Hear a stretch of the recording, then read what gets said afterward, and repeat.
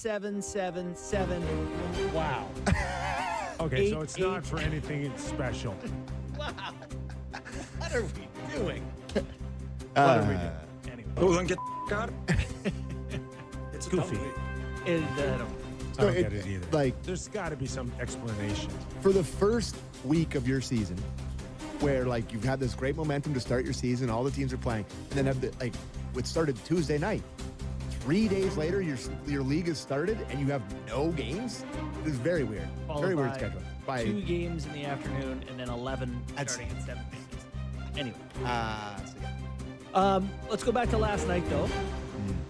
Okay, let's stay with Calgary and Okay. Vancouver. Yep. Calgary put a heck of an effort in Edmonton. I know it probably was a big ask to find a way to stay in a hockey game 24 hours later, Yep. but Vancouver looked pretty solid. Demko looked very solid. Yeah, if Demko's really good, and you know who really impressed me, not just because he scored twice, that Hedl. He's big and he moves well and he can make plays. The big thing with him has always been health, right? Like if he could put together a healthy season for them, give them a legitimate centerman, that would be wonderful. You know, I don't know how Petey's going to do this year or whatever, but Yeah. that sure helps. Besser had a nice one. Couple greasy hits in that game. Yeah. Couple And, greasy. But none of them were that bad. One went from a 5 to a 2. Well, I don't know if did they officially both have 5s? I think they I think initially I think the Weaver hit Uyghur, on, yeah. Uyghur hit on Pedersen was originally a 2. I can't remember. I Okay. could be wrong. But the other one went from an announcement of 5 to a video down to 2. Yeah. At the end of the day, I think they probably are both right. Yeah. I mean, there's shoulder contact. It's unfortunate distance from the boards for Pedersen in particular, but at least he wasn't hurt. Yeah, I thought they were both kind of turny hits, which Yeah. I hate. Where it's like, you got a guy kind of on your back, and I know it's a fast game out there, but exposing the back when a guy's about to hit you it's the most imperfect thing that they try to officiate in hockey, where it is a hit from behind, but there is some responsibility from the guy getting hit, but it's still kind of dirty. Like it's a very gray area, and it felt like both of those hits were bad. Definitely back when I was a kid, Yeah. there was a lot of emphasis on don't turn your back to someone coming to hit you. Yes, And then we put the stop signs on the Oh, yeah. jersey, and it became a force field. It's like, can't hit me we're now. safe. Yeah. Yeah, Don't- onus Chunky's is on was you. it Chunky Soup that sponsored them? I think it was Chunky Soup Stop, if I do remember correctly. Anyways, yeah, you're looking at me like I'm crazy. No. Yeah, you're doing okay. Okay. Yeah. And the other thing too is, I think on the first one with Uyghur, that Pedersen knew, like he knew he was there. Yeah. You could see it.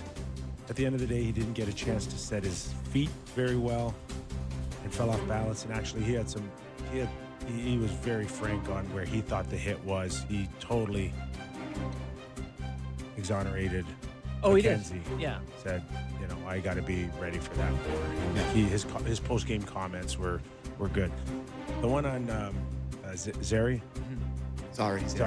I say sorry. I think you'd say either. Yeah. Say it fast and confident. Zary. No. That one, I thought, he had less of an opportunity to know about his surroundings, and it seemed a little bit more on the numbers. Yep. I like that Zary, by the way. He's going to be a really good player. He's competitive as hell. But to your point, tough night for the Flames. The season just gets started, and you go back to back. In Edmonton, in Vancouver. Yeah, division opponents, like that's a tough start. So. Speaking of tough starts, first impressions, Alex Nedeljkovic. Welcome to San Jose. I think he's been pretty good, though. There's the first game of the year. This is the first game he played for them. No, I know, but I think he's had a good camp, and I think he's had a good Well, he won the starting. He exhibition. started the home opener. I'm home sure he's opener. pretty good. He had some momentum coming in. Is that right? He did, but here's the problem for goalies is like we only remember the bad ones, not necessarily all the good ones. Was there more or less momentum from his camp than there was in the puck that Jack Eichel flipped from center ice that went into the net to tie the game with 2 minutes left? Puck just kept going in the net. It was. In OT, he was out at the blue line. Oof.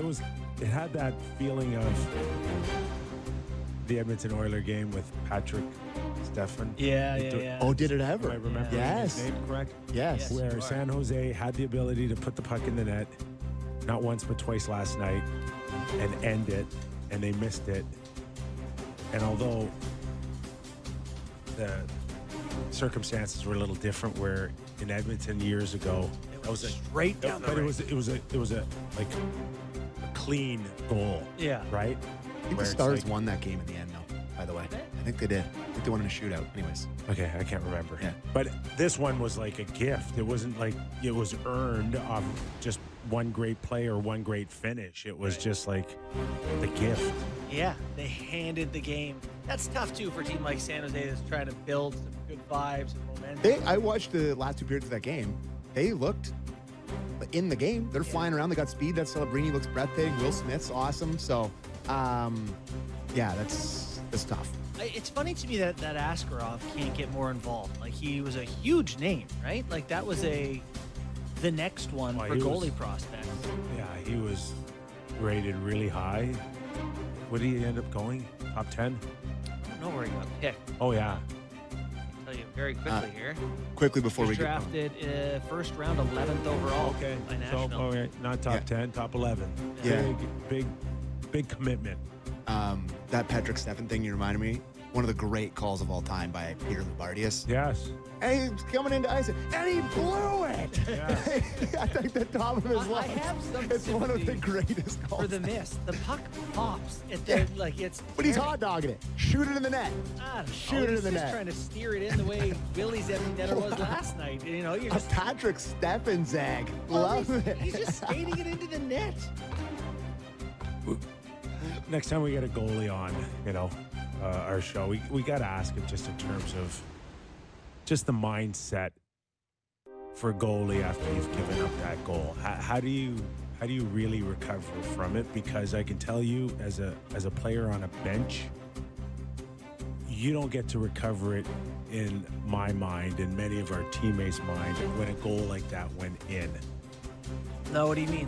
I mean, like, you could play well for the next week or 2 weeks, but that thing will remain with me and us for like a long time. it's the most unjust position in sport. You can't get over. It's not easy. It's not an easy goal to let in and get over with some of your teammates. It's not. And you know what's backwards about that is, like, you can play badly as a player. Like, a good example is, I didn't think Max Domi was awesome in playoffs for the Leafs for a while, and then he shot one in the net in overtime, and everyone was like, "This guy is a playoff performer." And this guy. not only that, set up Max Pacioretty for the biggest goal of that series in front of the net, where he comes out, pass it to him, shoots it in. That's a He had big play. couple moments, but generally I didn't find him effective. So- It's the opposite of Yeah. goalies, where it's like you can have one good moment as a player, and people go, "Not bad." As a goalie, you have Such one a great bad point. moment, And and it's like- everything's like, "Don't care what else you did."